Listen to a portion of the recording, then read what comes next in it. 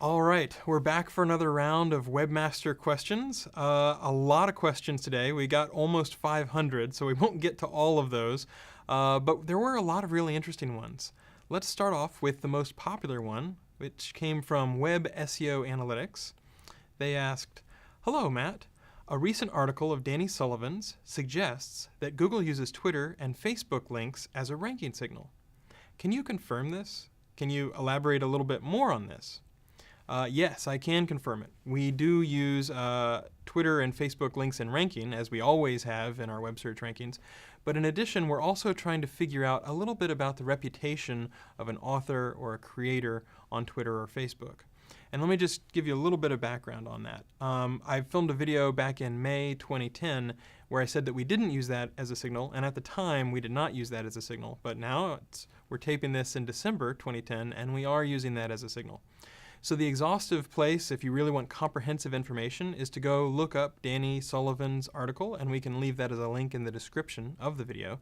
But essentially, to give you a little more background, a little bit more color, the web search quality team has a lot of different groups in a lot of different offices. So people including the original blog search team, people who worked on real-time search, have been working on using these sorts of things as a signal.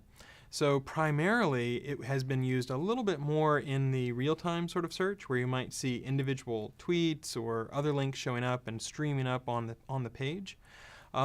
We're studying how much sense it makes to use it a little more widely within our web search rankings. Now, there's a few things to remember. Number one is, if we can't crawl a page, if we can't see a page, then we can't really assign PageRank to it, and it doesn't really count.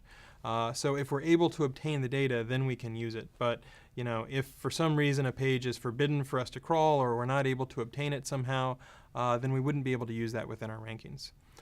This is something that is used relatively lightly for now, and we'll see how much we use it over time, depending on how useful it is and how robust it ends up being.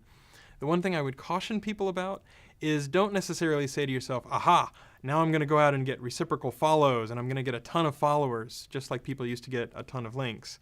In the same way that PageRank depends on not just the number of links, but the quality of those links, you have to think about, what are the followers who mean quality? Who are the people who actually are not just bots, or some software program or things like that. So it is a signal that we're starting to use a little bit more. You'll see it most within our sort of real-time search as it's streaming through, but we're looking at it more broadly within web search as well.